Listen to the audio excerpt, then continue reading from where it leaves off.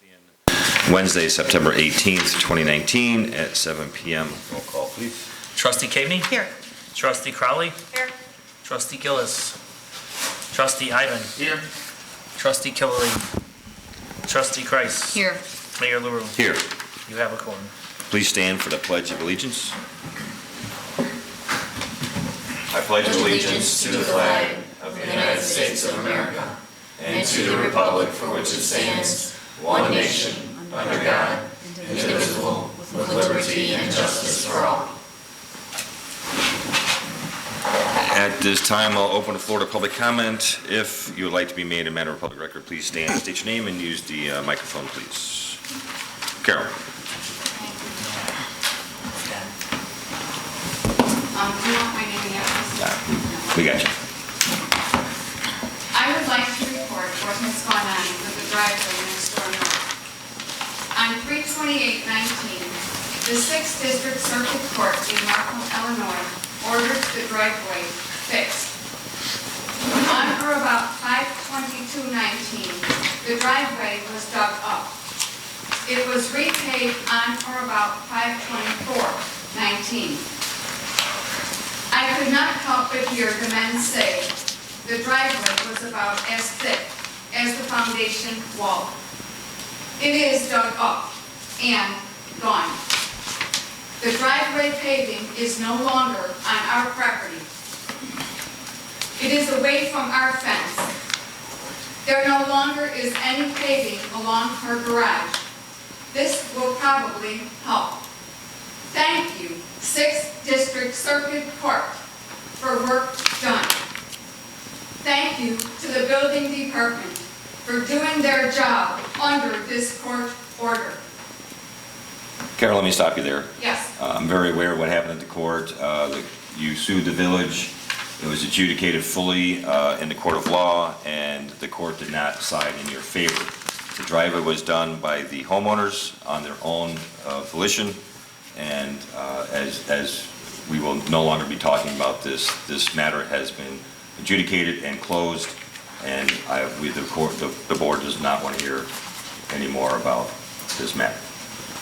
When we were in court, the building Superintendent Weiner, testified that he talked to the man that paved that driveway.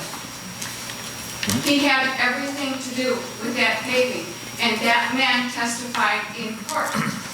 Okay, this matter is closed. You went to court, you took us to court, the court did not rule in your favor, the driveway has been replaced, and we hope the best for your project. Superintendent Weiner and the paver repaved that driveway. Okay. Do you have any other matters to come before the board besides that driveway?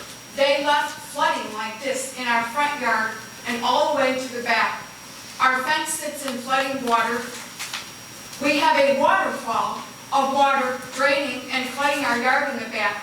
The job that they did, and he was completely involved in it. It needs to be fixed. The driveway was replaced by the homeowner on their own volition, and this matter is closed. Do you have any other items to bring before the board besides that driveway? Just the driveway, because Then the we're village was involved in it. We're done. Thank you. You're telling me that this issue is with the homeowner now? That is correct. That is what the court ruled. This is between you and your homeowner, your neighbor, not the village. That's exactly what the court said. The village is not involved in this anymore. Well, I did not have that information. That's what the judge ruled in his papers. Thank you. Anyone else? Rita? I was just wondering when the new village little newspaper, newsletter is going to come out. It was supposed to be all wrapped up by the end of August and out beginning of September. I don't know if Don's not here to tell us what. I got my submission back for review, so I'm hoping it's close. I haven't got mine yet. Okay, so I haven't gotten final for review. then I don't know that. Everything's done. I know the proofreader, and everything went back to Don probably a week ago. So I don't know where he's at with Sharon. And the the individual who's doing our proofing, unfortunately or fortunately, is teaching all day and 2 nights a week at a college, so the time was very, very limited. But I think the board appreciates the due diligence that the individual puts into making sure we put out a quality product. No? All right, I'll close the floor to public comment, move on to trustee business, trustee Grace. If I could skip item number 1, because I can talk about it, but Don and I had a lengthy discussion with Brent Denson on Monday at the Land Bank meeting about it, so I'd like to go to the other items that I have and then come back to that, and hopefully Don will be back so he can jump in on that discussion. Just a reminder, tomorrow Natalie Creek Trail Steering Committee meeting is at 11 o'clock, and then again, the Natalie Creek Trail Open House, so we can get public comment and people can ask questions and find out what this potential trail would look like and could do for the village, is next Thursday evening in this room at 6:30. Keep Midlothian Beautiful Board Steering Committee meeting is in this room tomorrow at noon. And I'd also like to report that Executive Director Helen Lekovich and I started our business visits last week as we are rolling out the cigarette litter prevention program. I'm driving around with a cigarette chimney in the back of my vehicle that's making all kinds of noise. But the visits are going exceedingly well, beyond our expectations. So I think that's a real positive. And it's interesting to know that a number of the businesses are aware of the Keep Midlothian Beautiful program, and they're excited about it, and they want to continue partnering with us. So Don's not here, so I guess I will jump into the Kedzie Avenue property. You just want to wait till his business? He's coming, right? As far as I know, he didn't text you he wasn't, did he? No. Whatever. You want to wait or? Well, I guess I can wait. Well, I'll report this, because the Kedzie Avenue property is not really good news. I'll give the good news. We did get a check. Russ gave us a check for $4,952. This is for the Illinois Housing Development Authority app grant round 3 that the Land Bank has. And they let us make submissions for grass cuttings and board ups on vacant residential properties. And this was for the quarter that ended in March. That's only for 1 quarter? Yes. Wow, that's great. And we just submitted another round, but that was only, we could have submitted up to September 13th, and the work was only done through sometime in July. So I told the treasurer Britton to keep working on this as they pay the invoices, do the documentation, because when Russ told the other communities about this, and there's 24 communities and they could tap into this grant, they were all excited and wanted to know what to do. So I want to make sure we can take advantage of this. So again, this is money we may never, ever recover for the maintenance we have to do on vacant properties. So I think this is good news. I'll give that check to Treasurer Britton. I can hold off on, should I hold off, Gary? Yeah, let Don show up. Till Don gets in, and he might then want to jump in. Yeah. Okay. Trustee Ivan? I'm sorry, that was it for you? That was Yeah, it? so I got something for Jerry, though. Trustee Ivan? Whew, second start. Let's see, what do I have? In the lobby when we were doing the renovation, there was a lot of veteran stuff that was in there that was in disarray, damaged from sitting there, I guess, and from age. I wasn't able to find anybody that could fix any of this stuff. I don't know if anybody from the board wants to take a hit at it. It's all in the conference room on that back table. Some of the frames are damaged, some of the paperwork is yellowed, and some of the stuff I believe needs to be updated as well. In regards to the lobby, we should be getting our table hopefully this weekend, and we should be assembling it all the parts into the lobby that we've been waiting patiently for. If I could just make a comment about whatever needs to be done, I think we need to do whatever needs to be done to fix those items. For those of you who may not have been on the board, that was an Eagle Scout project. That is Freedom Hall. And so that was a big to-do when we dedicated that hall. And so whatever we have to do, I think, needs to be done so that those items can be properly displayed and show the respect for the veterans, because a number of those items were for fallen veterans. So I don't know if anybody would disagree with me, but I think the way that this community has supported the veterans, I just think that's really important, and that those things need to be. Can I reach out to the Eagle Scout that did the project? Maybe he would have Yeah, some you interest. could, but I have a feeling he probably doesn't have time to do it anymore. Who was the Eagle Scout that did it? Mike Sucharski. I don't know. And he did it when he was in high school, and he's gone on, last I heard, he was at Illinois State University studying. Well, at So, least out of respect for him, I should. yeah, I just think it's too important that those items are very symbolic, and they need to Well, remain in that. You got a spelling on that name? Sucharski.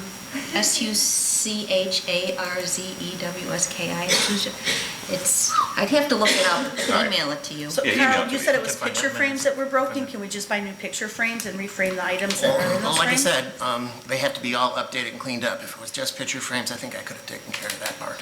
Well, you said some There's of them were picture multiple frames. things, there are multiple issues. It's all up on the countertop, you can take a looky-loo at it and get an understanding what's wrong with it. That's it for me. All right, let me reach out to Mike and see, start there, and then we'll save it here in the conference room. And Okay. all right, that's it? That's it. All right. You have something, Sierra Wireless hotspot? No, that's for, oh, yeah. Sandy, you were aware of that, right? I talked to Chief about it during the week. Okay, do you want to, since I don't know what any of this stuff does, do you want to talk about this?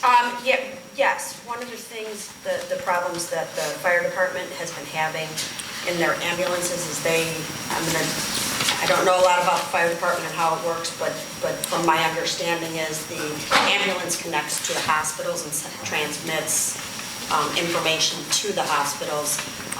The wireless hotspot that they did have, which they got about a year and a half ago, it was provided by Verizon. Proven's tried to work with the vendor. The fire department's tried to work with the vendor, and it's never ran correctly. So they contacted one of the other fire departments that handle all of the radios and ambulance computers and stuff, and this was the recommendation that they got.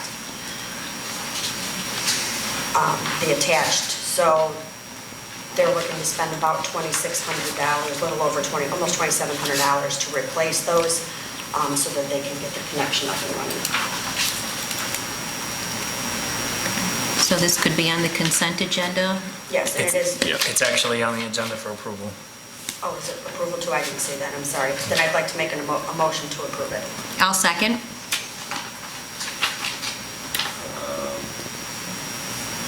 Really? Okay, Action item. I got you. Oh, I see. Okay, any discussion? Roll call. Trustee Crowley. Aye. Trustee Kreis. Aye. Trustee Kavni. Aye. Trustee Ivan. Aye. Motion carries. Did it? No, for trustee Gillis. The other item, I sent everyone today an email from Chief Hot Wagner about repairs needed for 27-23. And when I sent that, he had estimated the repairs would be $4,000. I did receive then an email from trustee Crowley, who wanted to know if this was in his budget. It indeed is in his budget. He has $60,000 for repairs, and I think the balance, he's still got $40-some thousand left. I received another email later today that it looks like repairs are going to be closer to $5,100.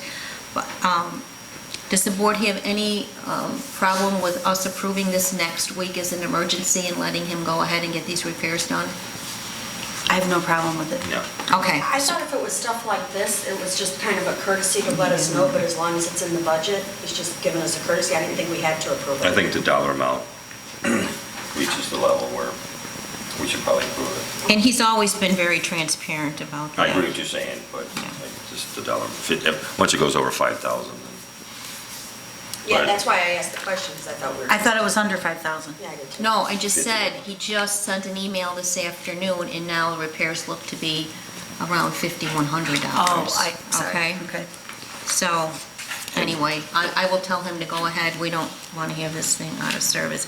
And then, Mayor, do you want to bring up about the other email that he Yes. sent this afternoon? Let me touch on the engine, though. It is 25 years old, and Chief Wagner has done his very best to keep the village's ISO rating as good as possible. It can have effect on homeowners' insurance, home insurance, residential insurance. The ISO rating can, and once an engine reaches 25 years old, it's most likely that we'll start getting dinged on our ISO rating. So Chief Wagner is going to start looking into ways to replace that engine, so. We still have that fund for them, right, that we take and put money aside for? Yes. for this? But we're making an annual, we make a monthly payment for current piece of equipment. The newest Yeah. engine. And I'm not sure when that will be paid for. So he'll look into all that, just bringing it up because it is 25 years old, and it's time that the fire department looks to replace that piece of equipment, so.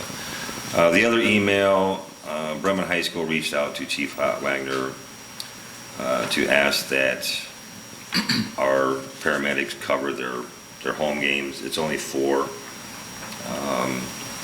They had a contract with Buds, I believe, which fell through, and Dr. Kabelkis would prefer that Midlothian be the one handling the Bremen games anyways. So they came up with an agreement to, Bremen High School will pay Midlothian Fire Department $400. It's 4 home games, 4 hours each. They'll pay $100.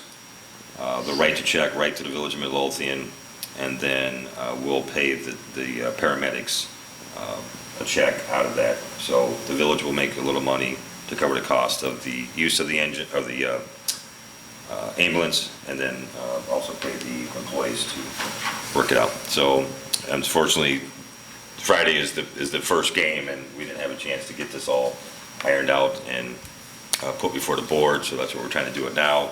The other 3 games are later in October, so I guess looking for the okay, the head shake to let them handle the game on Friday, and we'll get the agreement to everyone for their viewing and perusal and agreement. I'm just curious, would this be, the guys that are on duty would be over there handling Yeah. it, or these would be This will off-duty be guys? off-duty for- guys using our backup ambulance. Okay, so it would be their, like, not overtime, but side job type of a thing? Yeah. Yeah, sure. Okay. Side Chief, job. we have security there in all the home games, right? Yeah. I would be fine with it. Yeah, I have no like I issue. said, we'll pay the paramedics their going rate, and the rest will go into the fire department budget, I presume, so. All right, I'll let him know, and I think that's it. That's it for fire, I think. Okay. Trustee Cavanagh. Thank you, Mayor. First thing I would like to discuss is, and I apologize, I wasn't able to get this on the agenda sooner yesterday. I was in the car all day. I would like to discuss the proposal that I sent you yesterday from Roy's Landscape to make the repair to the rain garden. So I had an on-site meeting with Joe and with Roy, and then shared the information with Don and Karen and I had conversation back and forth, and she solicited the input from Mary Beth is her name? Is that Mary right? Pat McGuire. Mary Pat McGuire, who is part of the U of I team that did the soils. She's a landscape architect. Right, she's a landscape architect, but her and her Professor. team, are the ones that did the soil tests out on the, on the, Actually, her team didn't do the soil testing. It was the geologist that did the soil testing. But wasn't she part of, Well, she were was they all part of part it, of the yeah, whole thing? yeah, So, yeah, yeah. yeah. So at any rate, so Karen reached out to her to get her input. So the long and short of it is, based on her input and based on the way we saw the project being completed, Roy provided this proposal to us for our review. So the proposal is broken down into two phases. Phase 2 is for that little area that is east of the rain garden where there was a big patch of old broken up asphalt that had to get dug out. So that proposal is, that work is real easy. He just has to regrade that down and we're gonna put sod there. We all agreed that seed was a bad idea because we don't want the seed to be blowing into the new driveway and growing out of the driveway. And the cost for that portion was $1,994. The bigger portion of this project is Phase 1, which is restoration of the north edge of the garden.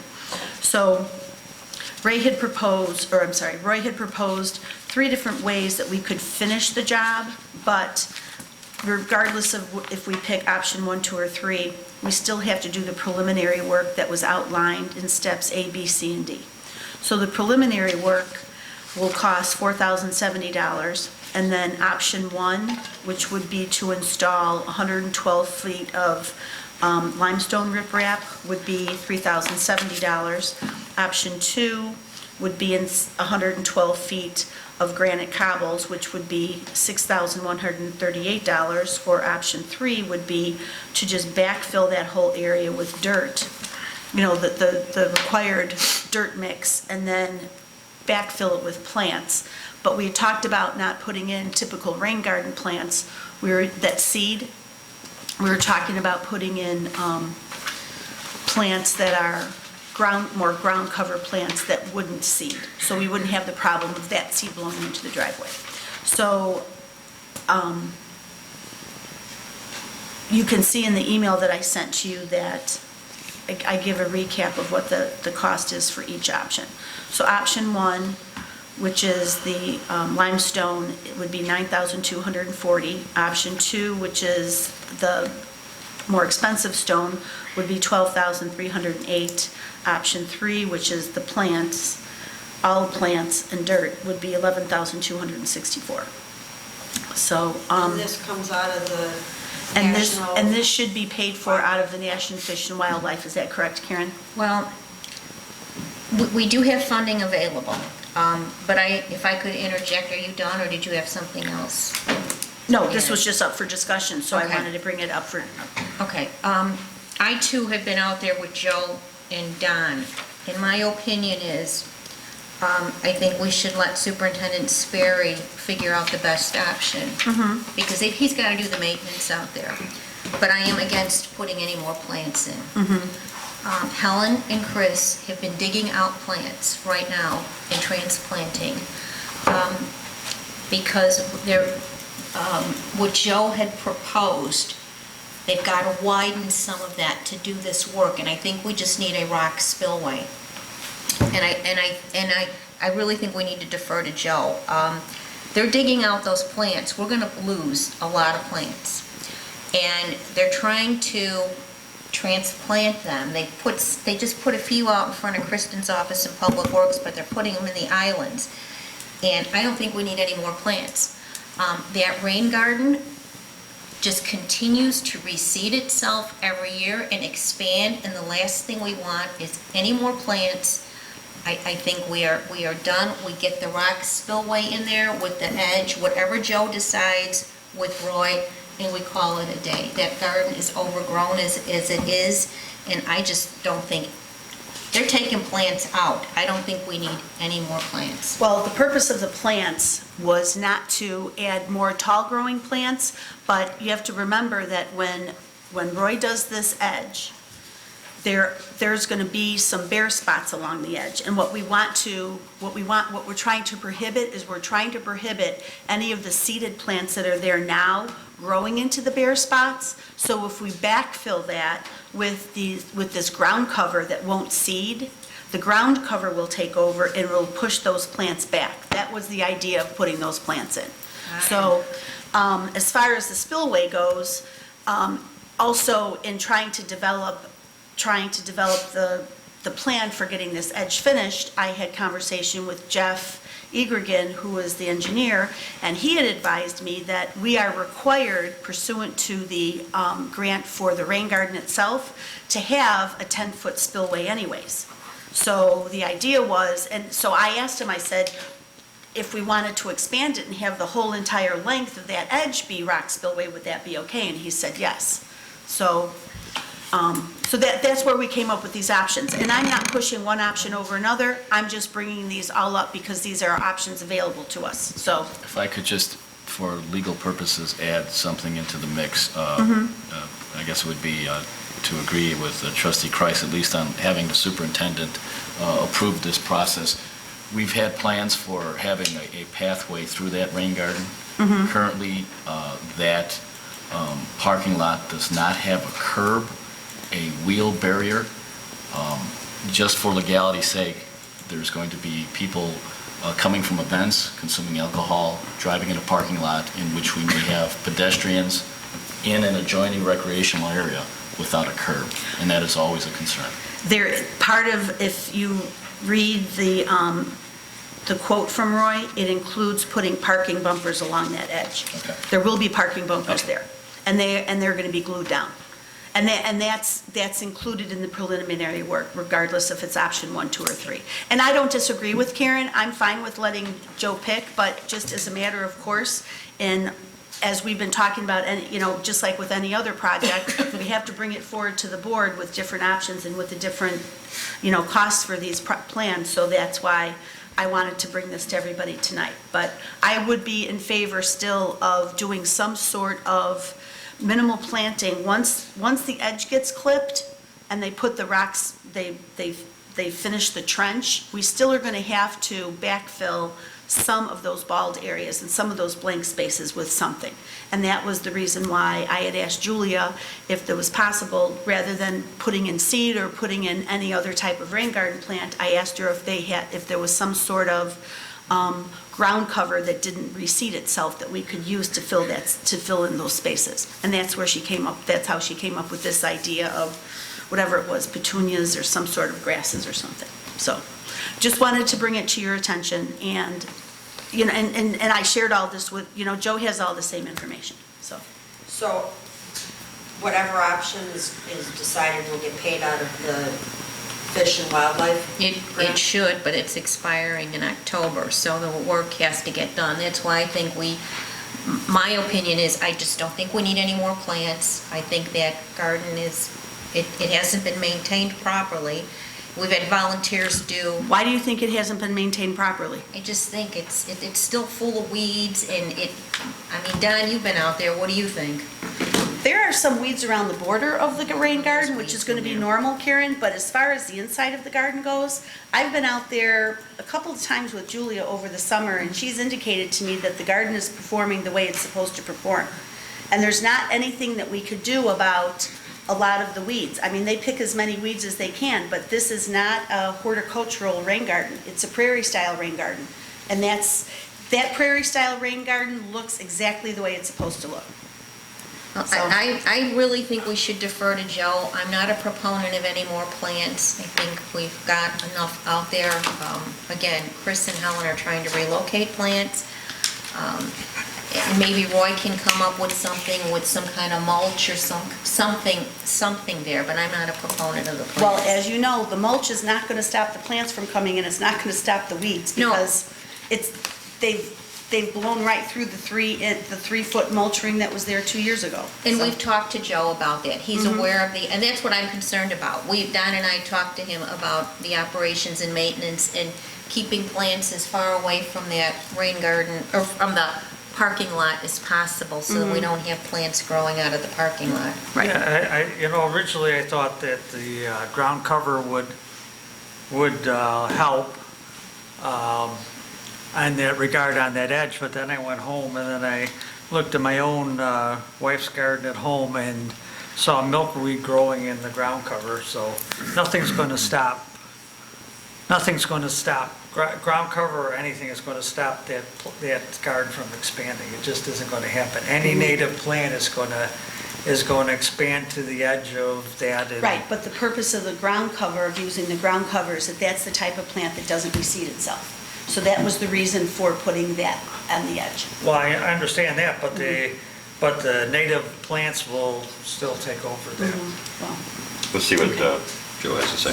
so just, Again, I think Superintendent Sperry should take the ball here and just, How much do we have left in the Fish and Wildlife? Because to me, that's a big, I mean, that's Well, going to we have- we dictate. have You told me enough like one. 8,000 or something, right? That's all we have left total? Pardon me? I think you told me like 8,000. In the National Fish and Wildlife? I don't know where it came from, but he said he had like 8,000. I believe that was the number. I No, could- we have more than that. How much do we have left to spend by Oh, October? God, we're not gonna spend it all.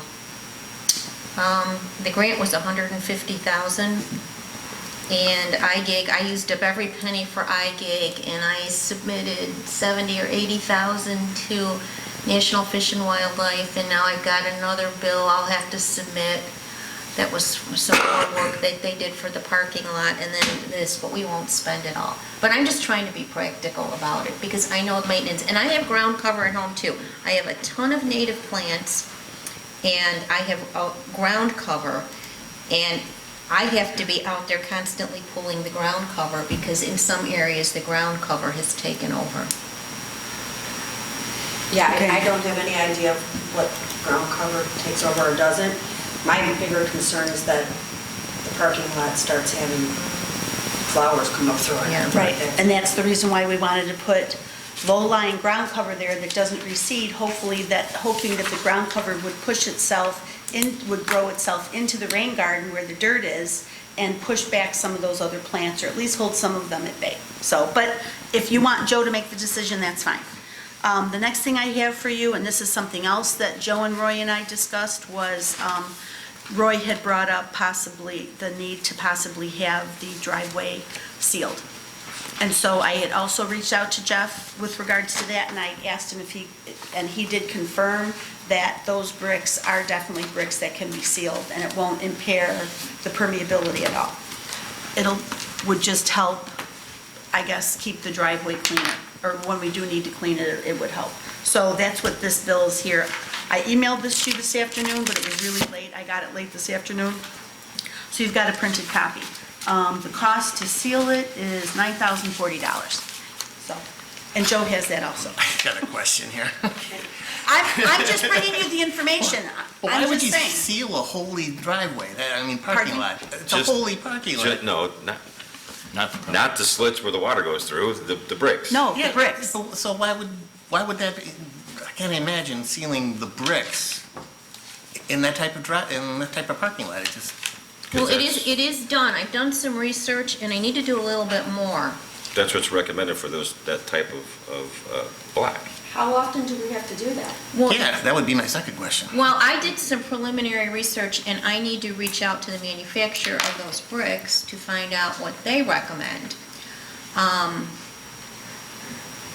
I did a little bit of research, and you have to use a sealer that will not stabilize the joint of the paver, that would cause the system to fail, as it would bind and clog the permeable joint. Okay? I mean, I've learned a lot about permeable parking lots through this.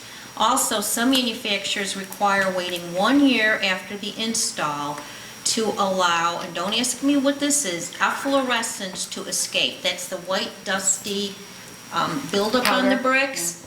So I think before we make a decision, we need a little bit more information. And that's fine. Yeah. I'm just So bringing you thanks- guys the information. No, thanks for bringing it, but I just want to make sure whatever we do. Right. And what they do recommend is if it's sealed and it's done right, it helps protect the color and I guess the integrity of the brick. Right. So, And is it just a one-time deal or? no, it's like every 3 to 5 years. And Roy told us that he is because he just doesn't do landscaping, he's an outdoor maintenance contractor, he is qualified and certified to do this type of sealing work on these types of bricks. You can't just call anybody to come and Right. buy sealer at Home Depot and come and do this. You have to be qualified, certified, and use certain material. So that's what this is. So every 3 or 4 years, we'd have to put $10,000 worth of sealer? 5 years. I mean, I guess you could probably stretch it. So I don't know. I'm learning too as we go, so I need to reach out to the manufacturer here, so. Concrete sealers are just notoriously prone to failure in a year and a half or 2 years. I mean, it's ludicrous to seal your concrete. The operation and maintenance plan for this parking lot does require sealing it, so I don't know if it's this year or next year or whatever, but it does require that. So And as part of all this, as part of my legwork on this end of the project, I was given a copy of the O&M plan for the rain garden.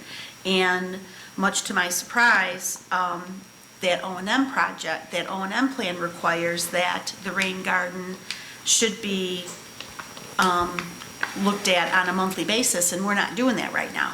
We've never contracted Julia to do it on a monthly basis. So if anybody here has an issue with the way that rain garden looks, it's our own fault because we didn't contract our vendor to do it the right way. So going forward, I'm going to provide her with a copy of that O&M plan and make sure that when she gives us her quote to do the work for next year, it will be pursuant to the O&M plan. So, you know, she's not charging us a whole lot of money. She's charging us like $1,100. So I'm just, you know, giving you a heads up that when we get her quote for next year, it probably will be a little bit more because she will be required to come out here more often. But the garden may look better than it may, and we might Right. get the weeds So under I control. just don't want anybody here in this room or watching on the video to think that the vendor that we've hired is doing a bad job, because she's not. And I don't want them to think that the garden looks hideous and looks like a pile of weeds, because it doesn't. It's a prairie-style rain garden that was planted with seeds and plugs, and this is what a prairie-style rain garden looks like. That's exactly what it looks like. And you're always going to have some weeds in there. You could go out there and pull weeds every day and still pull up a bag of weeds. Well, I can pull weeds every day in my gardens at home, and I do. Exactly, and that's And I exactly can- how this rain garden I is. can vouch for the Prairie Style Garden because I lived next to the prairie since '68, so I know Right. exactly that they look the same. So. Exactly. So this is not, you know, a botanical garden type of a rain garden. Okay, my next item on here is with regards to B2 zoning.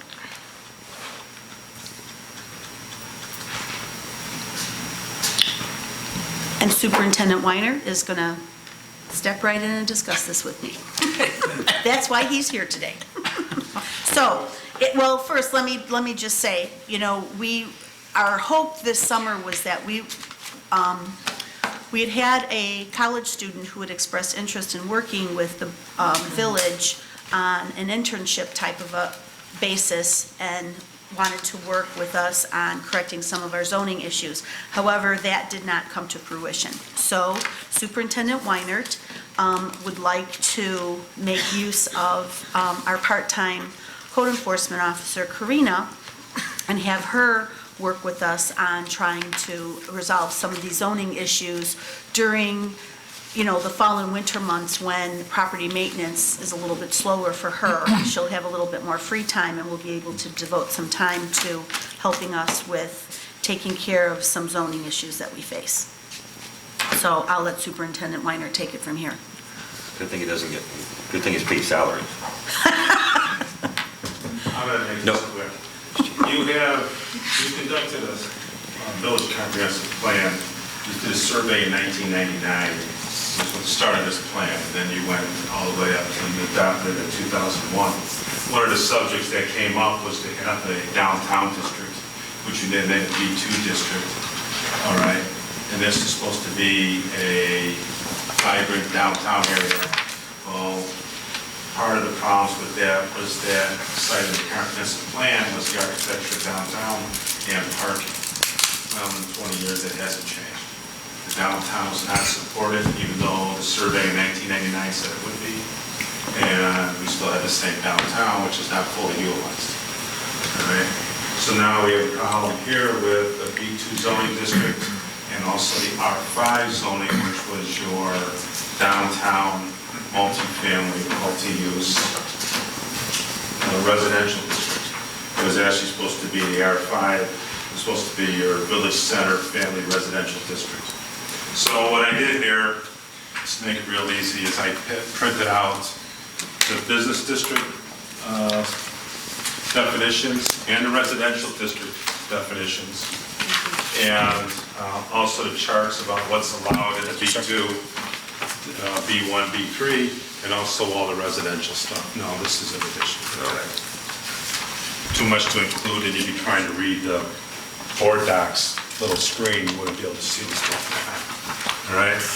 So in that then, you have definitions of R5, you also have definitions of B2.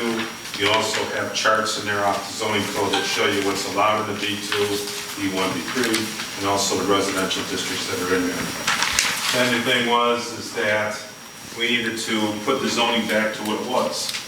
All right? So this map is very hard to read. It gives you an idea. This map goes from 1967 to 1993. If you email me, I will send you a copy of this map, and you can blow up the central downtown district and see how things were done. This map is not color-coded, so it has little dots and X's and triangles and that, which is virtually impossible to tell what's what. So what I did here, bring this to you, was simply that some areas that need to be addressed right away, is I'm going to call the triangles. And the triangles are the village area, which is Pulaski to Waverly, all right, where the village hall is located here, from CVS up to the tracks, and then we'll go from village hall down to CVS, down 147th Street, back up to Waverly, back to village hall. That triangle, if you look at that triangle that's in there, you have the residential district is brown in the middle and all B2 around the outside, which is very easy to see on the map I'm passing out. All right. However, the only parts that are really B2 are along Pulaski and along 147th Street, not all the homes and residential areas that I know can't, well, if they have a fire, rebuild. The next triangle needs to be looked at is the one that goes from 147th Hamlin along to 148 and over to durable roofing. That zone is R5, yet you have a body shop, durable roofing, and all single-family housing. And the concrete plant is there too, Well, right? right, so next thing that you Aren't they have, there? the next thing you have, that's more towards 149. Oh, that's So the next thing you have also is the other triangle, which is Abbotsford by 147th Street. You have that zone R5 also. So you have B2 along 147. Now the B2 zoning district was originally supposed to be a downtown district, yet that goes all the way from Black Hawk Plaza, all right? No, Nick, that's Oh, B1. That's a different, that's right. I keep having a problem. The mayor calls it peach. Okay, so. The colors are very So similar. anyway, B2 zoning district, so if you What want. color would you call it? Oh, It's peach. I go with you there, of course. It's peach. So, Clearly. so the mayor says, fix it. Well, if we're gonna fix it, the bottom line is, for B2, is do we need a B2 district? If we need a B2 district, does it need to have as many restrictions as far as usage?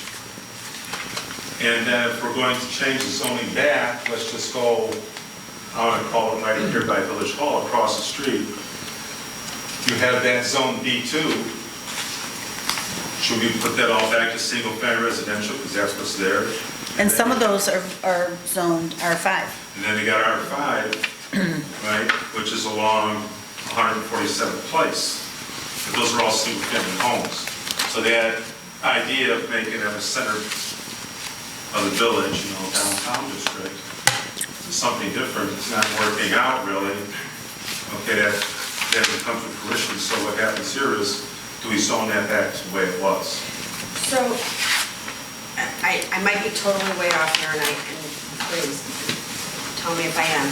I'm assuming that this plan that you emailed us was adopted by the board in 2001?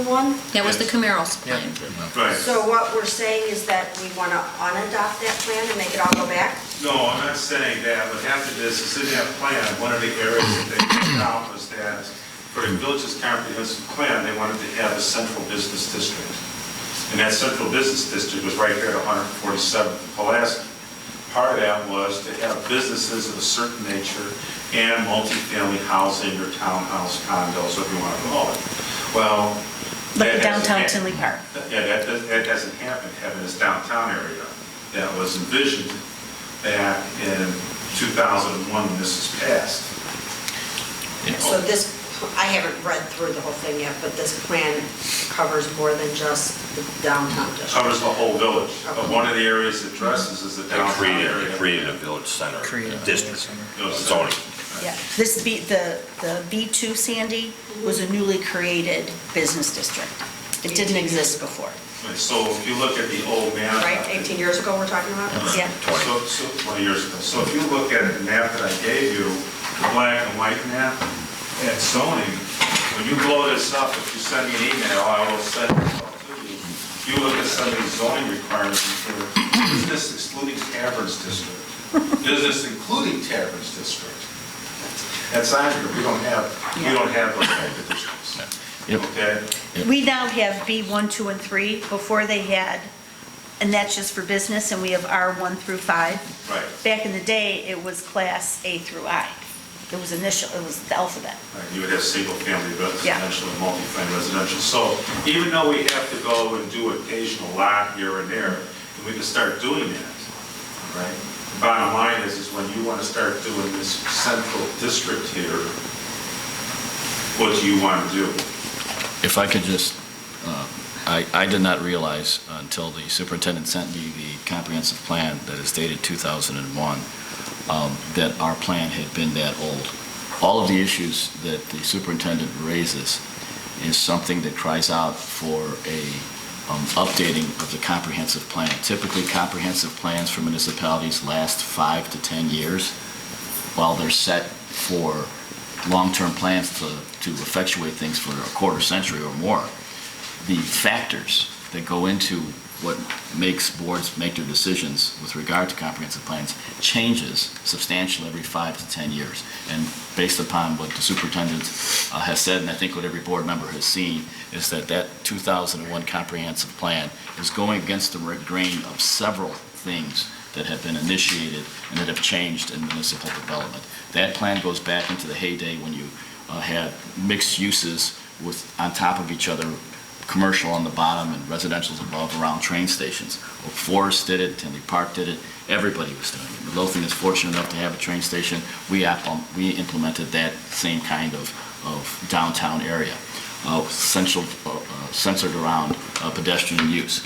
A 19-year-old comprehensive plan, I don't think serves any purpose any longer. And I think the superintendent, having addressed the concerns, not just in the downtown district, but throughout the entire village, probably puts us in a situation where we need to have a new, or at least an updated comprehensive plan to address all of these issues. If you create the comprehensive plan, you look at, there's still a lot of things in there that are. Are gonna stay, yeah. You're right. Okay, there's still things that you want to do. The problem, the thing is what needs to be addressed is some of the zoning issues. So we did that big, down to the 2019 map. We found out that we have a few odd lots here and there that weren't done correctly. But now if you want to address the downtown area, which is where we're having problems with some businesses and some residents, then what would you like to do? The triangles that superintendent talked about need to be addressed. These do not need to be R5. These need to be commercial. Have we done any of the things in this plan yet? Well, yeah, your comprehensive plan, you've done quite a few things that are in there. If you read it, it's not that long of a read. You read it, you've done a lot of things that are in there. But one of the things that they wanted to do was to have a downtown central business district. But then they said, well, the buildings don't lend themselves to that, nor do we have parking. Well, we still don't have the buildings that lend themselves to having that. We still have a parking issue, and it's 20 years after this plan. All right, so your comprehensive plan is your broad strokes. And then from that, you derive your zoning ordinance, of what you want to have where. And if I could just say that the village also has in the hopper redoing its TIF districts, which is going to have a significant impact in terms of what the comprehensive plan or what the organizational plan for the village, development plan for the village going forward was. In addition to that, there's the prospect of there being a new village hall, a new public works building, and a new police department, which may also be developing along with the TIF district. And again, the village can take some steps to address things immediately, but my recommendation would be that at the very least, that the comprehensive plan be updated with the superintendent, the trustees, and the residents having input as to how we want to plan for the future, with all these factors included. And that was the first, I think my recall is correct, that was the first comprehensive plan the village ever had. We didn't have a comprehensive plan before that. Yeah, probably needs to be updated, but it's a long process, and it's an expensive process. I think that comprehensive plan was like $100,000 back then. It was very costly. So we need to take those things into consideration. And I think the other thing that probably worked against us in a lot of these things was the economic downturn. It really did, and we're still trying to recover from that. We are, with some of these, vacant buildings, which thankfully we have the land bank working with us to try to address some of these issues. But none of this stuff will happen, I don't think, quickly, a update of the comprehensive plan, because to go through that process, it's pretty intense and pretty lengthy and pretty expensive. Well, that may be the case, but we still can update our zoning. Oh, we have to update the We need zoning, to update the absolutely. zoning. I'll give you one example. If you look at the brown triangle that's at 147th and Hamlin rather, 147th and Hamlin, there's that brown triangle. That brown triangle was rezoned to be R5, okay? And then look just below that, you see where Rosner Park is? All along the train tracks there, it's all now blue, which is open space. Some of that blue open space that's right across from Rosner Park and that brown triangle before this comprehensive plan was all zoned industrial, because we have industrial businesses there. So, the industrial businesses are there because that's how that property was owned. And one of the owners of one of those properties in that brown triangle came to the village. He wanted to sell it or refinance it, and he wasn't able to because it's zoned R5. He moved his corporate headquarters from Alsip to Midlothian, and that's when the state required him to get the paper from the Midlothian saying it's zoned for that. Right. That's where the problem is. So that needs to go back to him. Exactly. Commercial We're not going to industrial. make that business move out of town because we just zone this R5. So that's just one of the examples of how some of this zoning needs to get looked at and fixed. But it seems like a lot of the things you're talking about changing are more the Rs and not so much the B2. The Rs have Well, the B- overlapped. The B2 doesn't allow for car dealerships. Right. So- If you look at the B2 So zoning we on the have several chart. car dealerships right now in our B2. Right.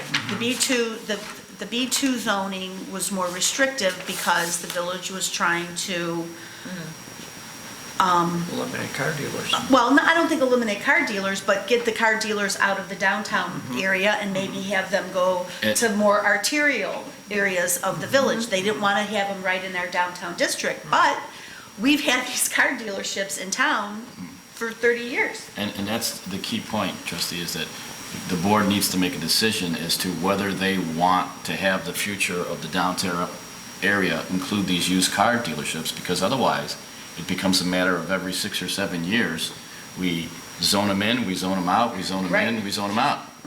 And so that's what the purpose of the comprehensive plan is to set some parameters to make a decision as to whether, once and for all, you want these used car dealerships in your downtown area. And I'm not arguing either way for it. Right. What I'm saying is that it's not productive to continually zone them in, zone them out, Right. zone them in, zone them out. Well, and to that point, I believe the comprehensive plan was already in place, this new zoning was already in place when the car dealer that's up on 147th and Holman was sat vacant for years and years, and somebody came and said, hey, I'd like to reopen this as a car dealer. Well, the board back then just went ahead and said, fine, okay, and they gave them a go-ahead and gave them an exception, even though it goes against the zoning. It's not zoned for it, but the board allowed it to happen, because we didn't want an empty building It sitting doesn't here. allow for it at all. There's not even a special use or variance or anything. I realize that, but I the know. board at the time allowed that business to open against the zoning. But part of that was economics.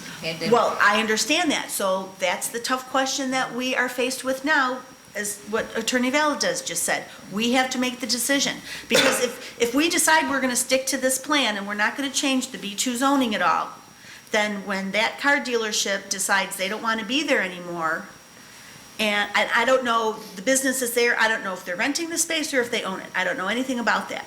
But if that business decides it's gonna close, whoever owns that property cannot lease it or sell it to another car dealership. They have to change the use altogether. Well, we got more discussion on the B2, but we need to work on the R5 triangles. That's what we need to work on right now. Okay, so my suggestion here is, let's just take, the brown triangles are easy, all right? The one that's off of Addisburg, in 147th there, that's pretty easy to put back to single-family residential, because that's what it was. The other triangle where the car place is and durable roofing is, that's relatively easy too. That's two businesses along there, and then the rest is residential. Okay, the block right here, from across the street, you got that zone, this B2 going in a circle, even in the park down here at the end of the block, end of the Waverly 147, is zone B2. So B2 should be 147th Street, B2 should be Pulaski, but all the houses start right across the street in front of the fire department, going across the 147th place, those should be put back to single-family residential. So these changes that you're recommending, do any of them put people in a position to be out of compliance once we change them? No, they're gonna put it No, back into but compliance. last time what happened is we had some that were in compliance, but then it got changed, so they weren't. So by undoing this, it doesn't put anybody out of compliance that currently is, correct? As far as we know, that's correct. Right. Right, so Now, you'd have to look this more closely, you just can't take the large pink paintbrush and just paint the whole triangle, or a large brown paintbrush, just paint that whole brown triangle, when it's single-family residential. Which Can is I- what happened when you went in 2006. yeah. Also keep in mind that the Village Green is not zoned open space, it is zoned B2. So that's a good thing. If somebody wanted to come and buy our Village Green and put up a building and put a business in there, it'd be great. It's already zoned that way. If that's what It's you in a want to do. floodplain. But you also have the whole municipal complex zone Right. as Open space. That Exactly. includes the VFW. So if the VFW burn down and say, oh, you can't, You can't rebuild VFW. you know what I mean? So if Well, wait a somebody minute. says, Does that mean City Hall burns down too? It's the same thing? Yep. If City Hall burns down? According to our zoning, yeah. Uh-huh. Wow. Yeah. Our current Don't put an zoning. idea in my head. Grade A park, grade A live, Kidding, so kidding, R2. kidding.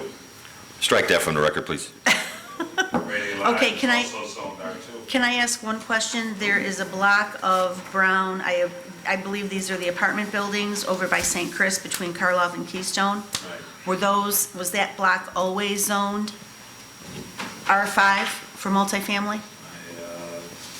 From what you remember? Here, there's something different with all the little dots, I don't know what it was. We didn't have an R5 Yeah. until 2006. I think it was zoned apartments. It was zone D, and this old map was just zoned apartments.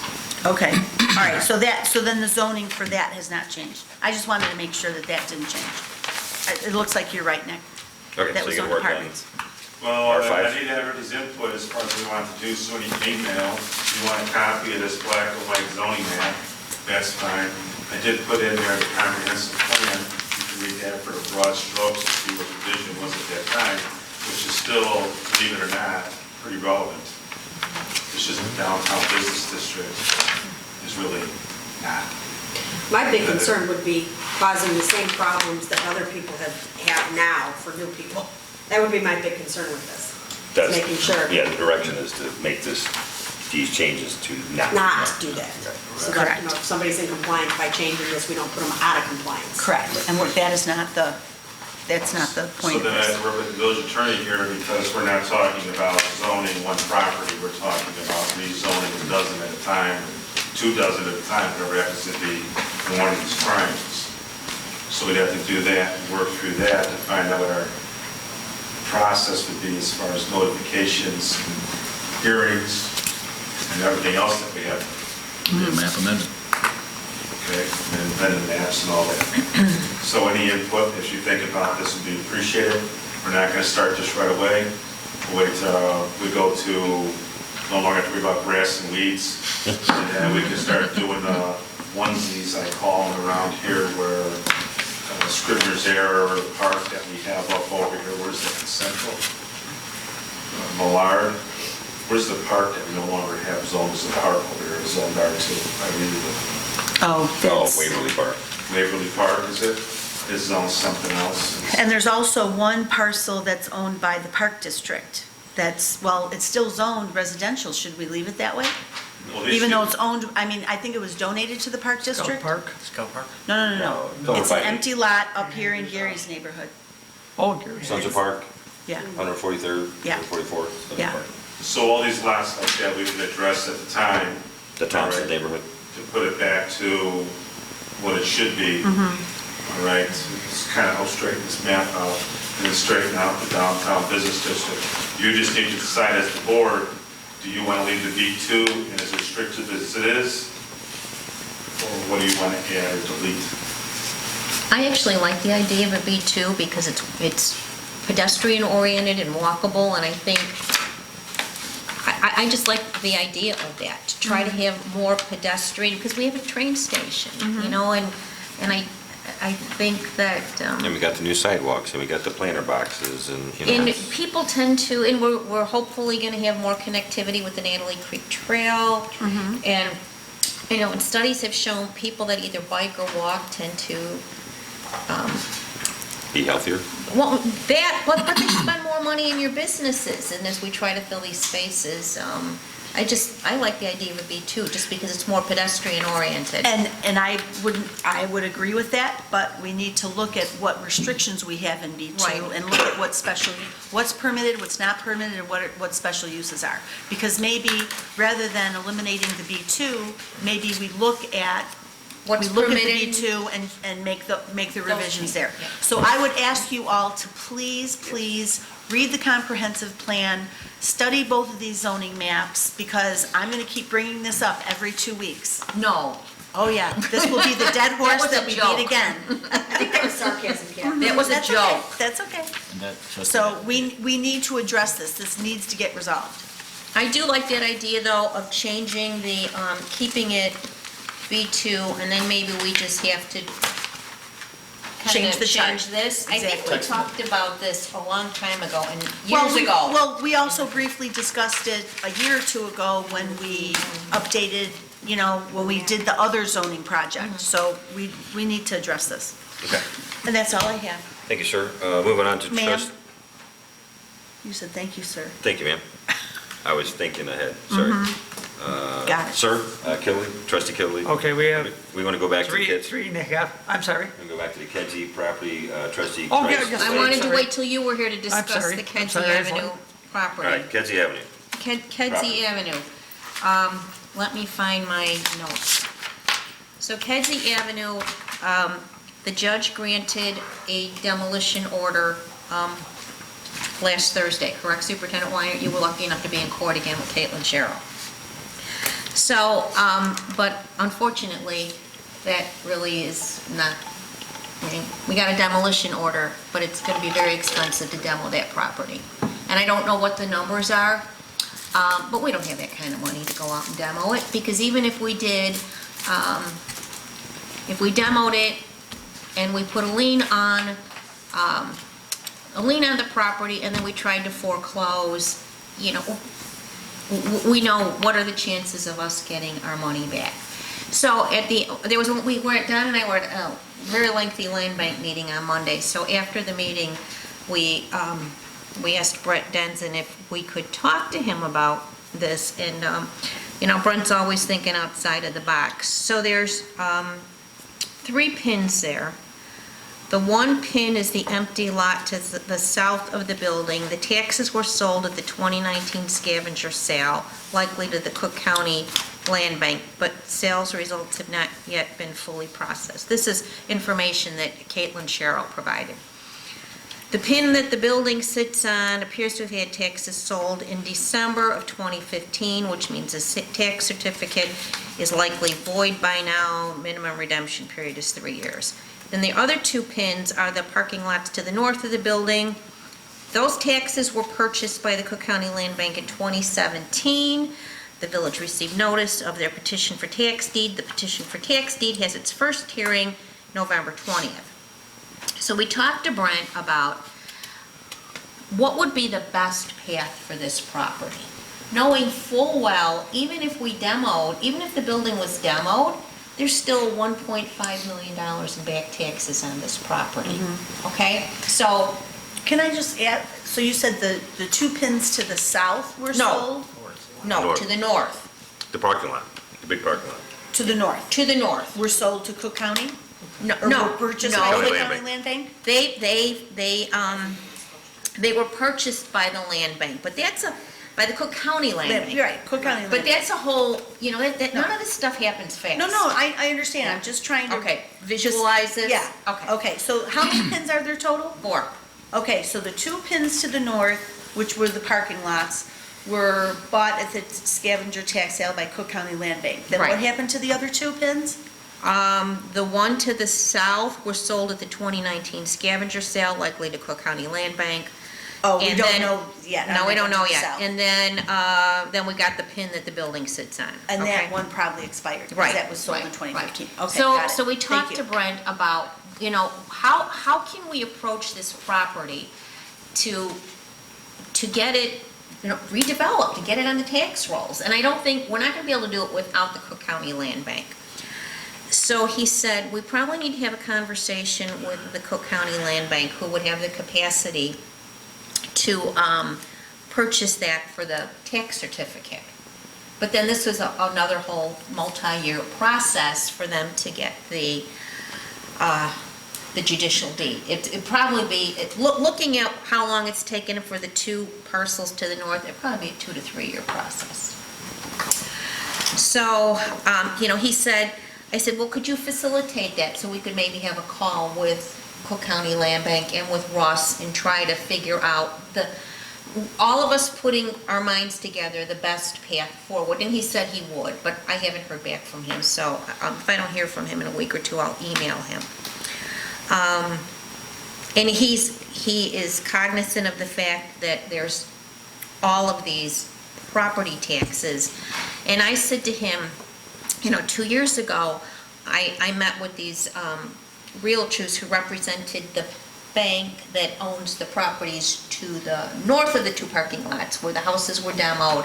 And they've come back to me, I don't know how many times, about wanting the public aid building, and I just said, based on Caitlin, you need to contact the owner of the property. There's nothing we can do. We're not holding it up. You need to negotiate with them. But again, who's going to buy that property with 1.5 million in back taxes, and it grows every day? I mean, the easiest path for this would have been for a deed in lieu of foreclosure to the South Suburban Land Bank. And then the South Suburban Land Bank would have owned it, cleared the taxes, and had to deal with it. So after Brent left, after we had this conversation about what could we possibly do, let's try to work with the Cook County Land Bank, come up with a plan so we could start to move forward, slow that it may be. Russ said, have you talked to Sylvia Parnham? I think she's got CDBG demolition money. I said, no, I haven't talked to Sylvia. She's in Dominic Tossi's shop down in Cook County. And he said, the South Suburban Land Bank used that grant to demo a property in Richton Park, but either the land bank or Richton Park own that property. And Russ said, you have to pay for it up front, and then you have to wait for the county to reimburse you, which takes a year. But then when I went home, and I think in the middle of the night I thought about this. Okay, well, we don't own it, and the land bank doesn't own it. So yesterday morning I emailed Russ back and said, would the CDBG grant, do you know if the CDBG grant would cover demolition if the property is not owned by the municipality or the land bank. And he said, I don't know. And I said, well, could you find out from Sylvia? So I haven't heard back, and Don knows sometimes it takes weeks before we hear back from Russ because he's got so much on his plate. So that's the long and short of Kedzie. There's probably no quick path to get that property dealt with. Unfortunately, we have a demolition order, and like Brent said, you know, your demolition order isn't going to expire, but we've got all these other underlying issues, uncooperative property owner and back taxes and multiple pins and, but I also talked about, you know, it would be great to do this property assemblage thing, but we're talking probably 2 to 3 years out. Unless the property owner says, I don't want to deal with this and I'm going to deed it to the land bank. And Has I think- anyone contacted the property owner to have that discussion? Oh, Caitlin Sherrill had that discussion with the property owner and the property owner's attorney, I think multiple times. And if they couldn't convince them in court, I don't know what would work. And that's the long and short of it. I wish I had better information. Don, do you have anything else to add? That pretty much? Well, either way, we're still gonna get an estimate, right, for demolition? We're gonna Get an what? idea? Superintendent Weiner's got a pretty good idea. It's going to be in the hundreds of thousands To do the- completely put it in the position that it needs to be in to make it marketable, so. And that program with the sheriff's department doesn't apply here? Oh, no, that's way too No. big. That's Oh, too big. way I don't know how too big they big. go. No. And they wouldn't tear up all the asphalt and gravel. We have no idea how much gravel's underneath the asphalt. No, we need a commercial Yeah, you're talking- demolition company. So You the know, right way to go is to get the Cook County Land Bank to do what they got to do to, I started very early talks with the investor developer who's looking for 3+ acres, and if you include the vacant residential properties and that, you're looking at 5 acres, so. It's a process, I know it takes a long time, you have to be patient, but that's certainly the right way to go, is to have the Cook County Land Bank Yeah. start the process of. As long as Get we're rid of the talking tax. about, sort of on this discussion, do we have any update on what's going on with the Honda building? You know, Because that's I- in for back taxes, because about a week before I went on vacation, I'm driving past the building and I saw somebody go into the building. So my thought is, if the building was in foreclosure or if it was sold for back taxes, if it's in limbo, how does anyone have access to go into the building? So I had met with Mr. Dan Skirp, who is going after it for the back taxes, and I know he's a real deal, and you met him, he was here, because he has this Rodney Slutsky, who is this attorney that deals with all these tax issues, and I know he's the guy because that's who Blue Island uses. Mark Miller uses him for when they try to do the no-cash bid properties. And I actually had been back and forth with him, and last time I emailed him a couple weeks ago, his mother had just died, and he told me it was a bad week. And I said, okay, I sent my sympathies and said, please get back to me whenever things settle down. I just didn't want to disturb him. But he said the last time he had communicated with me, which was in June or July, he was very close. Maybe I sent him the email in August, that's when his mother died. Okay, Okay? very good. Trustee Kelly. Thanks, Mayor. Sir. First item is, we have 3.5 items, one that's not on there, but anyway, remote gate 3.5. operator for the pumping house that they store things there, equipment and everything like that. We don't want to get it stolen, and it's a lot easier to do remote gate operator, remote gate where they can just, don't have to get out and close the gate, don't have to worry about it, just like a garage door opener, so. Anybody have any comment about that? Well, it's more for even security reasons, right? Oh, yeah, Big absolutely. They security don't issue. want things running out the lot. And it came in under their expectations, under what they had. Yes, yeah, that one bid was very, very good. Yeah, no problem. Number 2, resurfacing the 142nd block of Long Avenue. That, it's going to be a partnership between Crestwood and Midlothian, but I guess what Mayor was initiated originally by the township? It Township came was the one that to was- Midlothian and Crestwood? Yeah, they were asking to split it 3 ways. Who owns where does it fall? We all have a piece, we all have a piece of it. Well, actually, I did a little research today.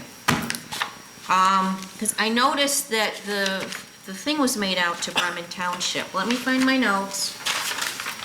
So, first of all, I drove down there. I didn't think the street was in that bad a condition.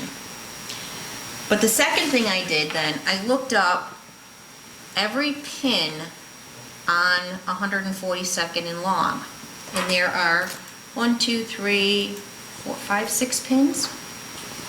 And then what I did, I went and I looked at every second installment tax bill for 2018 for each of those pins.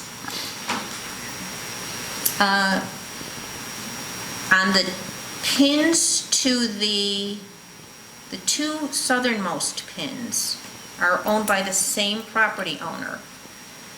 They are the only ones paying taxes to the village of Midlothian. I have a tax bill for, I printed a sample for one of the pins. We're not getting any taxes on 4 of those pins. How many pins are there? There's a number of pins on that road. So then I did a sampling, so. How do you even get to 142nd and Long? I mean, I've been on the Midlothian Midlothian. Turnpike. You have to go off the turnpike. Okay. Okay? So I thought that was very telling that these pins aren't paying taxes to the village. So then I looked at, I sampled some of the pins on 141st and Long, and they're not paying taxes to Crestwood either. So, they're paying taxes to the township, but they're not paying taxes to the municipalities. There are some properties on there that are paying taxes to Midlothian. Just one pin, just 2 pins. 2 pins. 2 pins. And how do they get access to their 2 pins? Pardon me, how do they get access? How do they get access to their house on that road? Yeah, I know, but And I think, Superintendent Sperry's been around a long time. He was involved in these meetings, and So Karen, I'm sorry, Mayor, I didn't mean to interrupt you.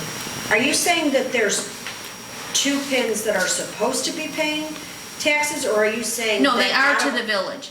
So I guess my big Wait, question. Can I finish? Or are you saying that there's 2 pins only out of the ones that are there that are paying, There are only 2 pins that belong to Midlothian? that are paying And taxes. those 2, okay, so there's not other pins that belong to Midlothian that aren't paying taxes, they're vacant or, okay. Well, can I ask a question? I'm looking at this Wally's bill, and this Wally's bill looks like it's just, is this Wally's bill just for the 2 Midlothian pins, or is this for the whole project? Is it $24,000 for the whole project? for the whole project. Okay, so if it's $24,000 for the whole project, would it make sense that each governing body pay its prorated share based on the number of pins involved? So let's say there's 10 pins involved, and so you take the whole bill and divide it by 10, and we pay For our 2. for our 2, because we have 2 pins that we're getting taxes from. Because it doesn't because I sort of agree with Karen, it doesn't make sense that we split the bill evenly 3 ways, then we're paying tax money to resurface a road that's not within our village confines that we're not getting tax money for. So I sent the same email to Don earlier in the week, and basically asked him, how did Joe you was come up with handling it. these? I didn't- Are I didn't there realize some we had- worse? And will this put us in a position to have to resurface other streets that are unincorporated or Right. are not in our village? So Right. I was concerned about the same thing, but I understand too that we do, if there are 2 that are our properties, I do think we have to address those if those are, according to Joe's rating system, those are some of the worst. Right. And it's $24,000 divided 3 ways, so our share would be $8,000, right? Well, no, not if you prorate it. Well, No, I'm just saying if we don't prorate it. Okay. If the whole bill is 24 grand, divided by 3 is $8,000. So it's not going to break the bank. However, I still feel that kind of Actually, it's between 2, Midlothian and Crestwood. Yeah, why isn't the township? Why is it the township? Township isn't paying any money? Why? I don't Don, know. Well, then you know what? That's ridiculous. Some of these properties are unincorporated and they lie within the township's jurisdiction. Most of the properties are unincorporated. And Well, they're then- getting money on the tax bill, and we're not. Okay, well then, why aren't we calling the township and asking the township, why aren't they pitching in? That's ridiculous. Crestwood and Midlothian should not have to pave streets that are not in our villages. I think Joe would probably be able to answer He sent this. us an email about it. Who did? This, Oh.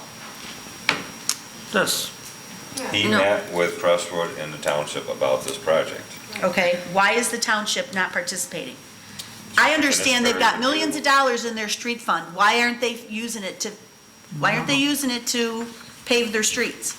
I don't think they have millions of dollars anywhere. Anyway, I but just, basically the township said, Mayor, that they didn't have the money to do this, is that They were right? trying to get free Oh, pavers, and they were gonna do a paver road. What? Uh, They were gonna do what? Pavers, Paver bricks? like cobblestone. In the street? that's They don't a, have any money.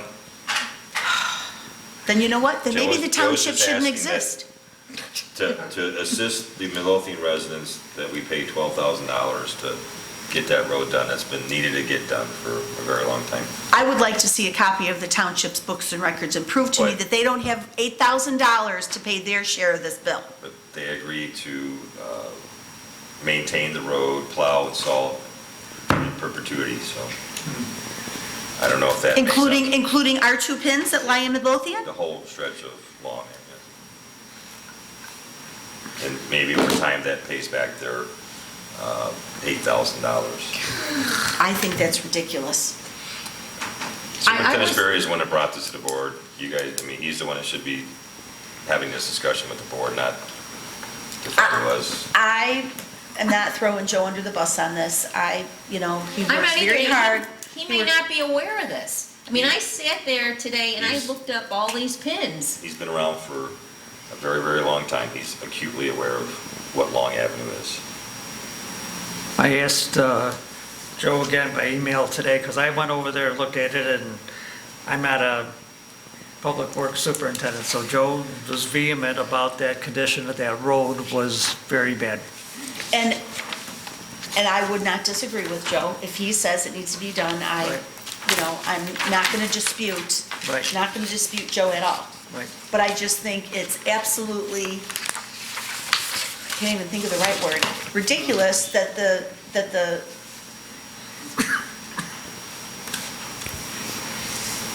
township has the gall to ask two municipalities to pave their road that we don't get taxes on, that they do get taxes on.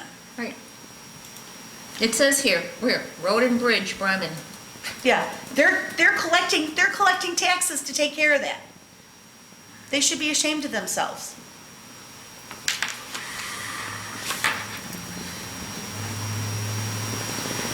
Next. Next one is the wall. Over by the VFW parking lot. In other words, the two pillars with the Welcome to Midlothian sign, and also a planter box in front. Right. What does the board think about that? Do you have that email that's got the design in it? Do you know when Joe sent that to us? I don't. I hate to say that. We need to look at, Joe Sperry. Need to look at it again? Yeah. Okay, I sent the email to you and to Gary. Did I include Joe in that email, Gary, I yesterday? have to go through. Oh, shoot. Okay. I don't remember getting an email on that. Don, Sandy, Karen, Carl, Jerry. We all Oh, no, got I'm it. sorry, that was about the pavers. Who was the email? Yeah, I don't know, yeah. It was from Joe. Sure. I haven't gotten anything else from Joe this week. The, No, he sent it several weeks ago. Oh, okay. Trustee Cavaney's issue is that piece, this is a floodway, and there are some stipulations when you're in a floodway, and she's concerned that the raised planter box would not conform with the floodway. But as Superintendent Weiner has said, when you're talking about things like that, you're talking about fences that are 3 and 4 sided. We talked about this before. This is a one-sided thing that's actually going to be shortened than what's there now. It's not one-sided, it's a box. There's 4 sides to this concrete box he's putting in. I mean, a fenced yard is 3 to 4 sides. It encloses something, and things get trapped in there. Whereas this is just a one-sided thing that things flow around. Okay? I told Joe just to do this. I It's love not the a wall, design. it's 2 pillars in a side. I love the design. I'm not, the pillars are not the concern. The pillars are gonna be, I think you said 2 feet by 2 feet, Right. okay? The concern is the concrete box that's going in the ground, Right. okay? But that can be addressed later. I mean, we could put that in, they're not attached to the pillars, the brick pillars. No, but I'm just talking about the whole design in total. Right. The 2 pillars are not the issue. The issue is the big concrete box that he was gonna put in. My question was that, my comment in the email was that the design should possibly be modified so that that concrete box is not 12 inches tall. It would have to be closer to grade. We could still dig down deep, put fresh dirt in there, put the plants back in there, but the concrete box itself, I don't believe should be 12 inches tall. Could we give it to has the building department made a determination on that, or should we give it to the building department for their opinion? Or have they already given us their Well, opinion? That's my opinion. Okay. Yeah, you're not supposed to change the grade of the floodway. Right. That's the bottom line. Okay, the question is this 2-foot by 20-foot long box gonna impede the flow of water in the floodway when this floodway is the overflow for Natalie Creek? When's the last time water's flowed across Pulaski? Actually, I thought it was a floodway for Midlothian Midlothian Creek. Creek, Not, yeah, which is never flooded. Which doesn't, yeah. So, yeah, I mean, Is this 2-foot box gonna really impede the flow of water going around it? Or stop it, or catch debris, or cause problem with flooding? Technically, trustee Cabby's right, you're not supposed to raise the grade, technically, right. okay? Because if we have other property owners that come to us to say, hey, I want to do this, that, and the other thing, You we have to won't tell let them me. no. So if you would ask me, trustee Kelly, I would say that we need to follow our own ordinances. So come up with another design for the box. So the box should stay at grade, And that grade is, the level of this. The level of the sidewalk and the asphalt. Then that's it's there. really not a box. So in Well, other words- we still need to frame something out, so it needs to be framed out somehow, whether we use concrete or we ask them if we can use some sort of landscape, stone or bricks. okay. It's not But a it's- block planter, and it's not concrete. There will be no footing or foundation. It'll just sit there, and then if a tidal wave comes, it will wash away. Where does that say? Where's that at?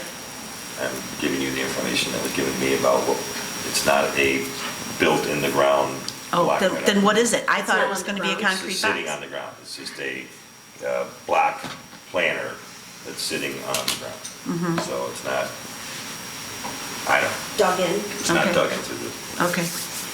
Well, then I misunderstood. I thought it was going to be a concrete. I thought it was going to be concrete.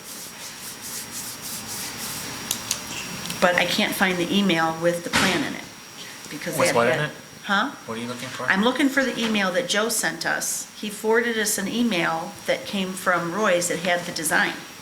You know, could I ask I a can send it question? to you. I wasn't here that evening for that vote, but I was What? here for subsequent discussion. Was this taken to the beautification committee? Because I know that they had wanted some input. Was that ever taken back to the beautification committee? No. It wasn't?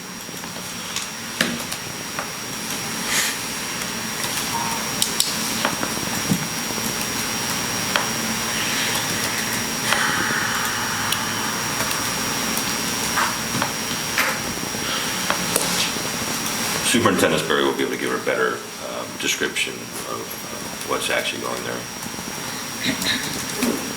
next week at board meeting.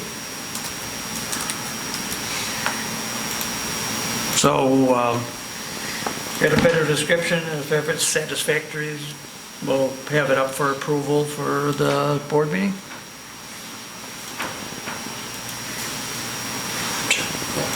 I think we should have it up for approval, and then if it's, wants to be tabled, then I just sent it to you, when we Kelly. want to table Well, it, then we can I table it. don't, well, Don, I don't think anyone's opposed to doing No, this. no, We just no. have to get the right design. So let's, Right. I don't want to keep bringing it up for a vote and then it gets voted down or tabled. Let's get a design that works according to our ordinances, something that we could review and all. Well, if we can come up with a design board by the board meeting? I mean, basically, if it was something on the ground that wasn't built into the ground, it would be fine, is that right? We let, Nick and I would have to take a look Yep, at it she and sent it. Have a compare. drawing. it. Did you send it to us? Did you find it? Did, just sent Oh, it, thank yes. you.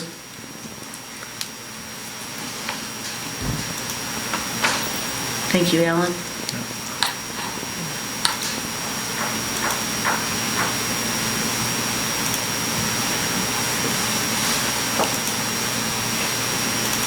Anything else? Do you think that's what we should do? I think that's what we should do. Okay. This was the original estimate he gave us. He had sent us a different Another one in design. between. Oh, He sent us an actual design of what Right. this would look like. Okay, sorry, I don't have It's it. okay. I wasn't included. There's a second page to that that has Yeah. a date is on, okay. I saw that. All right, I'll have to scrub through on my laptop and look for it. Okay. Last, I know everybody looks at the minutes from Midmark Water Commission, but if anybody's noticed, Midmark's doing some pretty momentous things here with the system. And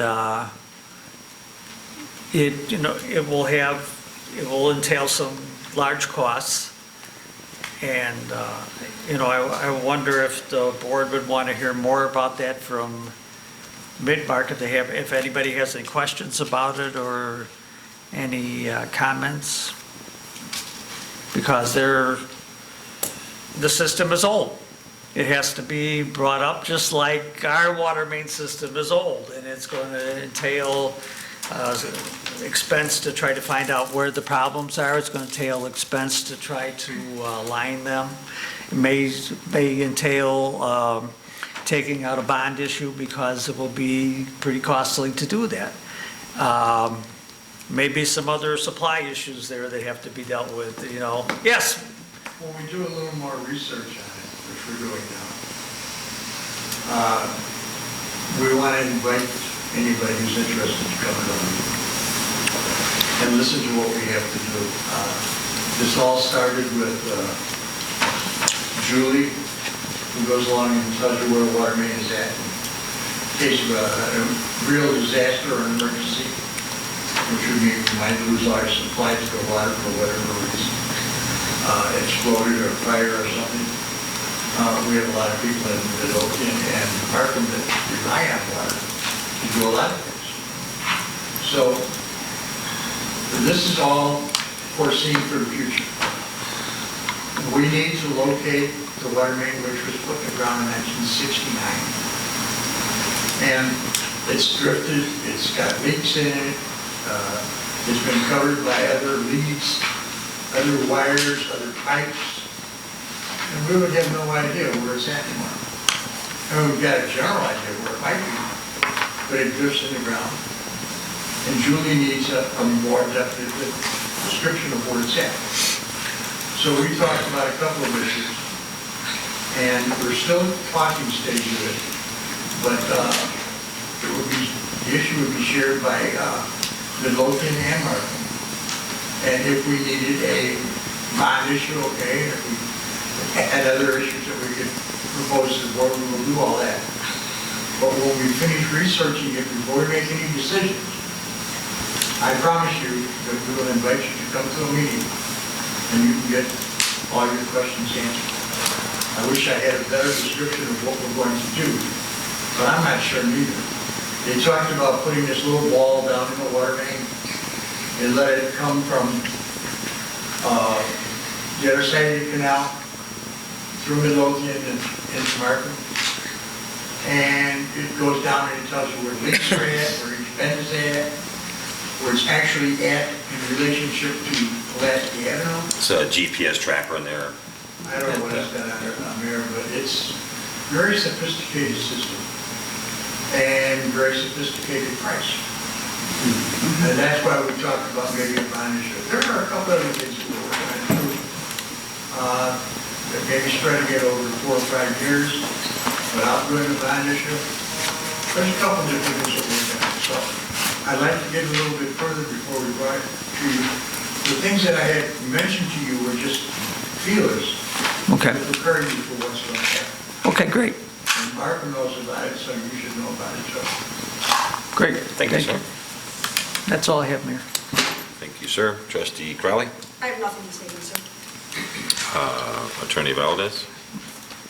In light of the hour, hold off for a couple of the litigation items, do a closed session the next board meeting.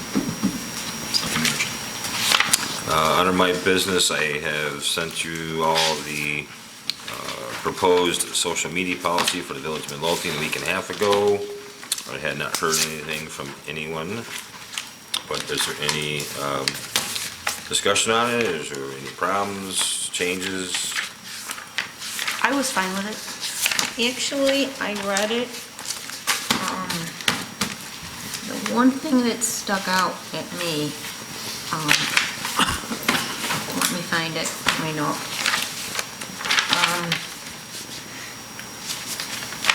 And I've been mulling this over. Under Roman numeral 5, personal use, it was item number 1. And there's a word in there where it says here, village personnel are free to express themselves as private citizens on social media sites to the degree that their speech does not impair working relationships of this village for loyalty and confidentiality. I mean, I totally agree with confidentiality. That loyalty thing jumped out at me, and it almost made it feel like we're running a dictatorship. Just have a problem with that word. Did you have a problem with that word? I mean, obviously, you got this from... Well, actually, the term loyalty is more of a obligation of any, the fiduciary responsibility of any employee to their employer. Loyalty doesn't mean that you go along with whatever your employer says, but it does include not undermining or defeating the purpose of your employee for your own purposes. And it's quite common for corporate directors to have fiduciary responsibilities of loyalty, fidelity, not to double deal. Clearly, the village wants to avail itself of the same professional courtesies and fiduciary responsibilities that the private world would have. In other words, if a decision is made or a policy is created and you don't agree with it, that is expressed within the organization. Just because you have First Amendment rights does not mean that you may undermine the policies of your employee to express them publicly. And I don't think that's any different from other social media policies, whether it be in the police department, the fire department, or whether it be in Microsoft, Amazon, or Starbucks, or anywhere else. No, I just felt like that was just not an appropriate word. I think what Attorney Valdez is trying to say is that your take on loyalty is different than a legal take on loyalty. Maybe that's it. I just felt like it almost felt like we were trying to, it just reminded me of a dictatorship. That's just my personal feeling, so it might be different than the legal interpretation. Yes, Trustee Gilly. So, may I ask where this social media policy came from? Did you craft it? Or It was crafted from a few different social media policies including the one that is being used by the fire department, the village, that the department implemented. Okay. I had A1 and number V, number 5 was, I thought, sort of broad, but I'm not an attorney. Wait, which one? Number 5A1 and. Number 5. And, Wait, are you talking about under personal use? Yes. Roman numeral 5? yeah, Four on top of the page. yeah, The one that trustee A1. Price just read. yeah. Okay. I just thought, I understand that, that last line, negative, they can't say anything on social media that might negatively affect the public perception of the village, and that's pretty broad. I mean, my water is out, is that, I don't know, I don't know, but, the only thing I would ask is, if it would be a good idea to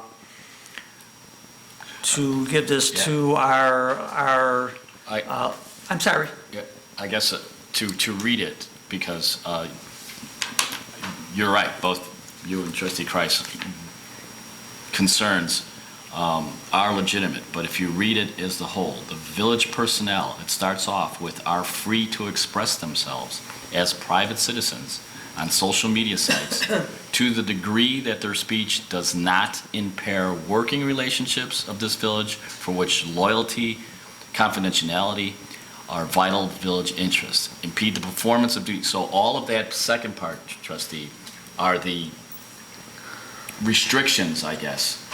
The first part opens up with stating that they have the right to express themselves as private citizens on social media, up until the point that it impairs working relationship, that it's disloyal and breaches confidentiality of the village interest to the extent that it impedes the performance of duties, impaired discipline and harmony among coworkers. So as you can see, with all those qualifiers there, Don, that kind of content to express yourself would have to be you would have to have a clear effect upon working relationships and confidentiality. Well, the last line, or negatively affect the public perception of the village.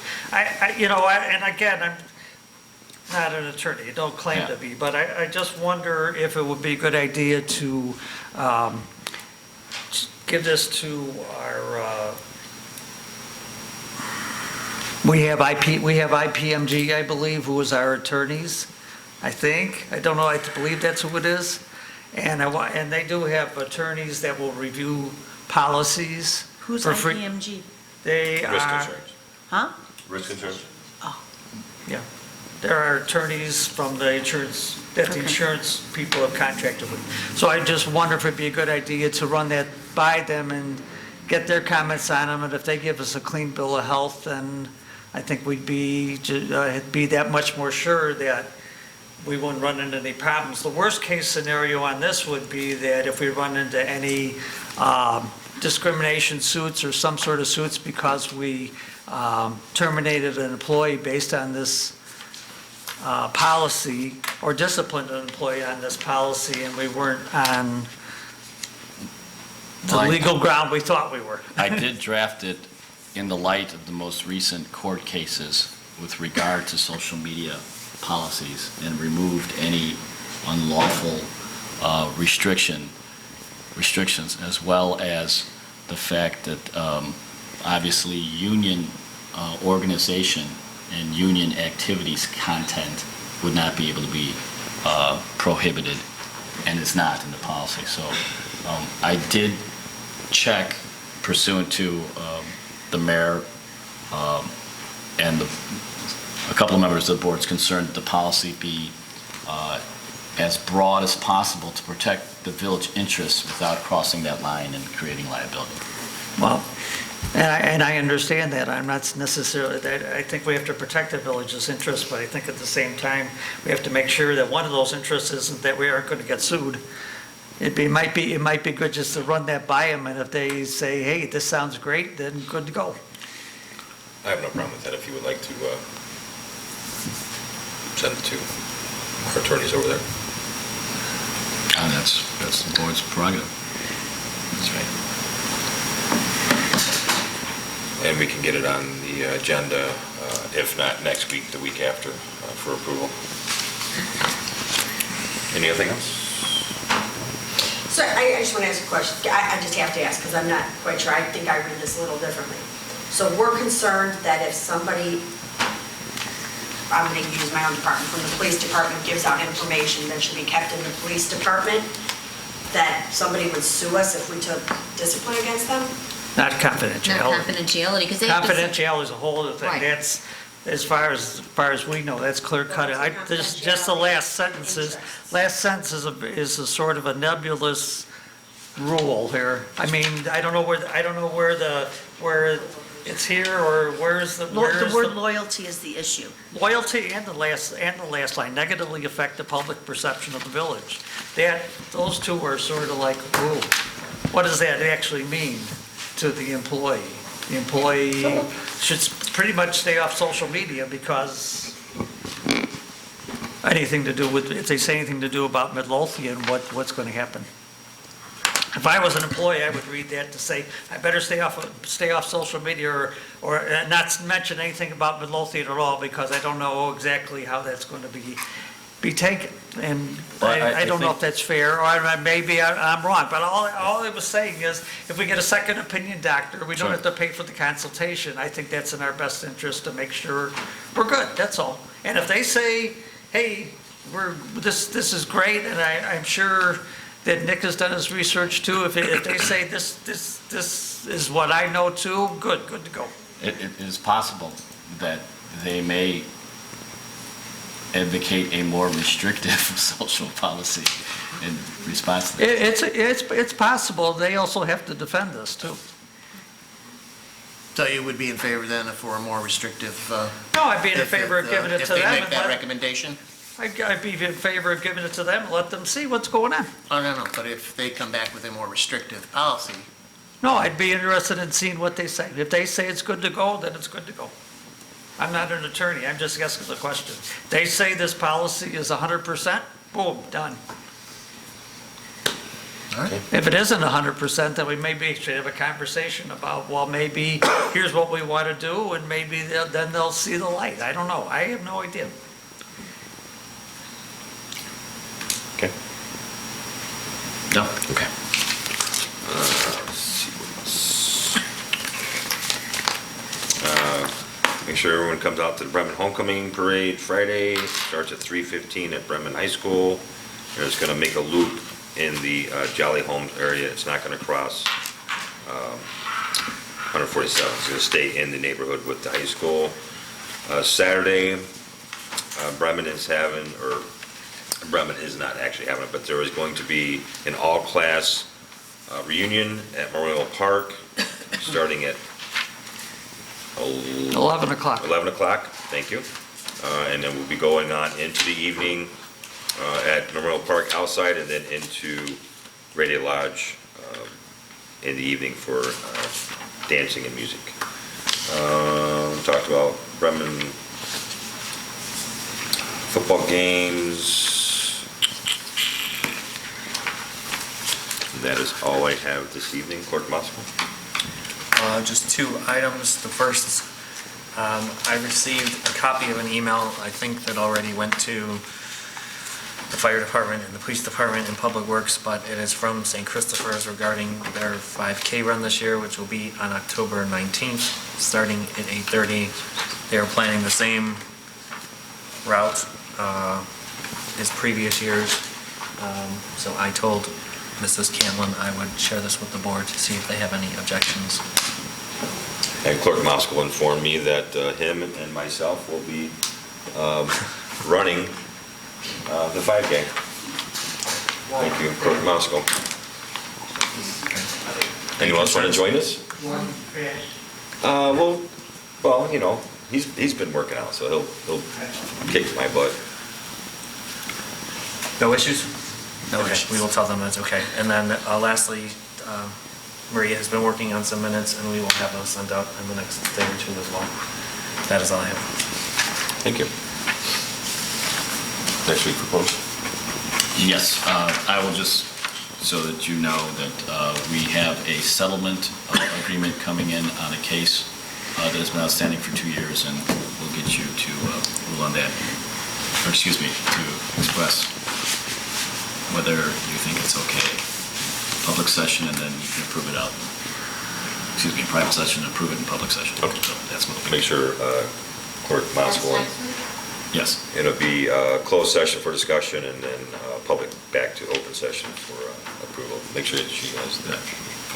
And Clerk Moskowitz, he likes to be included in Yes, things too. shelf, not litigation. Okay. All right, seeing there's no further business coming before the board, I'm looking for a motion to adjourn. I'll make the motion. I'll second. All in favor? Aye. All opposed? No. Meeting adjourned. Thank you all.